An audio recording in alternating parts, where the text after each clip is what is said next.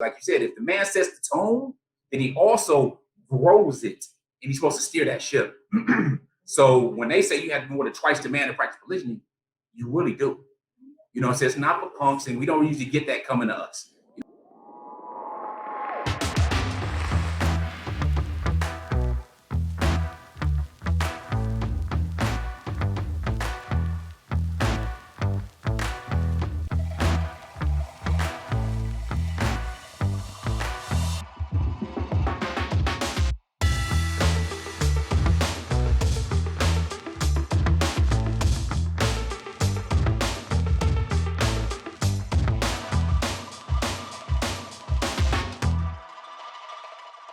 That's what's so beautiful about being Muslim, being judged by Allah on our intentions. We know if we're intending to be petty or be hurtful or overshare to the point where we're hurting our co-wife. So if they're mature enough to have the conversation and create boundaries within that conversation, then by all means. However, it's what Coach Nyla was saying. We're not going, if the husband says, look, I don't think you should do that today. He doesn't have to put a tail on the end and say, because she said, woo. Just listen. Just listen to him. Because he's in between the women in the capacity of husband, not of wife. Not of wife. So the emotions of that conversation, he's not dealing in the emotion of that because he's not a wife, right? So we needed to respect the fact, like she was saying, that he's the one there in the forefront that has both stories. So yes, if they're mature enough, by all means. But if the husband is saying, wait a minute, hold on, we got to listen too. I'm going to chime in here too, because there are other aspects that are usually behind the scenes. For example, some of my mentors let me know, you had a leader that leads from the front that tells everybody what to do, and that's commandeering, if you will. You had the one in the middle, you had one behind, and so on. But the best leaders are the ones whose teams say, you know what, look at what we did. Not knowing the influence, not knowing the motivation, not knowing the different things that were going on. So as a navigator of that ship, it's my responsibility to paint the vision, to get the buy-in, give them enough time to see that I'm demonstrating and doing what I'm supposed to do. You know what I'm saying? So they have to believe in me. All right. They have to believe in that vision. That has to be painted. One. The second thing is that if we Muslims, the first thing we should do with that question is say, okay, what did the Prophet ﷺ do with his wives? Well, he had a family meeting every night in one of his wives' house, the house he was going to be at. You know what I'm saying? And looking at the practical matters of today, it's extremely important that the man, you got to have your stuff together. You never know. I mean, you have children, you have assets, you have businesses, you have all these things going. So if you're not able to handle things in a proper fashion as a leader, then you may not be qualified to be practicing in the first place. You need to work more on your leadership and your personal development.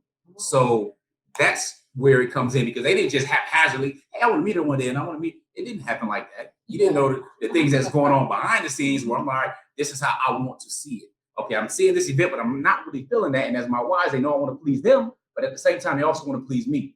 So they'll hear me when I'm speaking about, this is how I think this should look. This is how blah, blah, blah. My leadership, I didn't want to be too rough on something or too forward with something. It's like, all right, if I'm not going to be, then it's just going to be wishy-washy. I need to step this up. This is what I want. This is how I want it to look. I've already demonstrated this, so that means I have enough bank, I have enough deposits in that account for the trust to be there. And this is how we're going to operate and move, because the vision I have for this is bigger. So what we're doing right now with our outstanding personal relationships, I already had the vision for that over 4 years ago. You know, our whole intros that we recently started doing, it's written in one of my journals. You know what I'm saying? Because we talk about personal development, we spend literally tens of thousands of dollars on us individually. So we're talking about learning from, whether it's the Brenda Burchards of flying the thousands of miles away and spending 1,000 miles just on hotels and entrance fees, to invest in us, because schooling is not the same as education. And when we're meeting with our family, we have a family council is what we call it. Every single week we meet, right? It's about 90 minutes. But one of the things we ask, what are you doing in personal development? What are you getting out of that? You know, so we're going through books a week. We're going through these different lessons, but it takes somebody to navigate that. And that's my responsibility as a navigator, to know and to really steer that ship. So it's the things that go on behind the scenes, because like you said, if the man sets the tone, then he also grows it, and he's supposed to steer that ship. So when they say you have more than twice the man to practice polygyny, you really do. You know, so it's not for punks, and we don't usually get that coming to us. You know, if somebody's trying to be a predator, or they trying to just marry to go through, they're not coming out outstanding personal relationships. pardon the interruption. Let me ask you a question. Do you think that you could thrive better in the community that's more supportive? Now, I already know the answer to that. But did you know that Outstanding Personal Relationships actually has a community that is supportive and where we really hang out a lot? It has a number of areas and things like, for example, I deal with the men in the Kings and Men section where we discuss a number of different men issues, whether it's polygyny related, parenting related, whatever it may be. This is where we communicate and connect.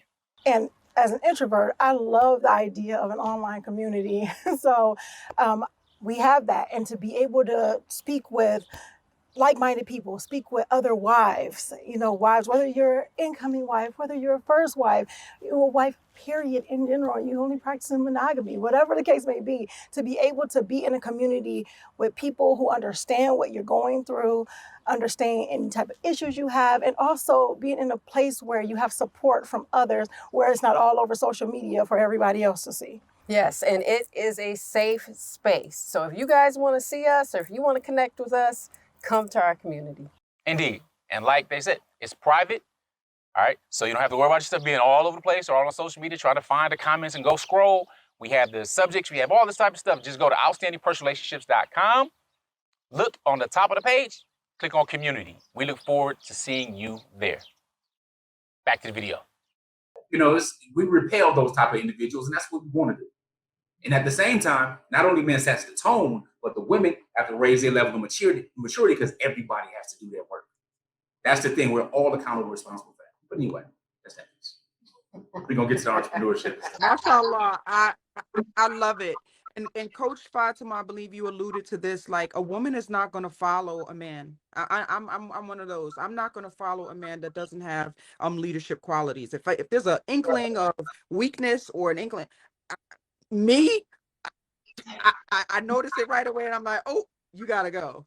Sorry, so you're not gonna follow it. So I feel, and that's why I was saying earlier, like when I look to polygynous relationships, it's like, what's the brother doing? I want to know what the brother got going on. And so perfect segue, Coach Nazir.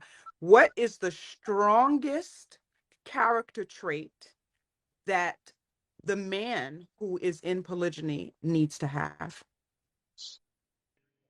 It's actually an easy question. That's an easy question, right? Because even though that's what character's trait is, the strongest thing you must have is character, which means you have to have good morals. And of course, as a Muslim, if you have good morals, you aren't going to oppress yourself or anyone else. And you also make the right decisions. So if you're not qualified for something, you're not going to go after it. See, charisma can get you to the top, but character is what keeps you there. So it's that strong character that helps guide your decisions upon every area of your life. If you don't have that, and that's something internal, that's something that can be demonstrated, that's something other people see. I can't get on there, well, I do this and I do that. And I was bragging and boasting and stuff like that. And it's not for me to do. But having strong character, that's where it goes to. I teach men about going from boy to being managed, to being a man, and so to being a man of value, then to a king, if you will, right? But a man of value, the whole underlying foundation is he has values. And he can demonstrate his value to those around him. But those values come from the character that you have. And you continuously build upon that by your learning, by your growth, by your gaining the wisdom from the lessons, from the successes, but even much more from the failures. And we had the best example of the Prophet. Period. Sallallahu alaihi wasallam. Mashallah. Do you feel like this king quality, we're gonna call it what it is, right? So this king quality, do you feel like even speaking like that you catch flack from people? Yeah, of course. But see, the thing, I didn't like the term to begin with because it usually comes with this bravado and all this machoism. But you know what? When you think about it and you reflect on it, it's like, okay, the king answers to Allah Ta'ala, the king of all kings, right? So when it comes to authority, when it comes to these types of things, as a king, you're doing much more. It's not about me. You know what I'm saying? It's not about what I'm doing. It's not for me. I'm good and I'm content. It can be content. What I'm doing is trying to be for generations that I'll never meet. We are the first generation. We have the opportunity for my great grandchildren to see me without a full gray beard if I live long enough to get one. for my great grandchildren to look at us and say, oh, this is where you get that attitude, or this is where you get the humor from, or this is the first generation that can do that. So the information I'm leaving and sharing with others is not only for us in the getting du'as on many different continents, it's for generations down the line to be set up. It's to be able to set up businesses so we no longer have to worry about money, and we can worry about doing what really serves people.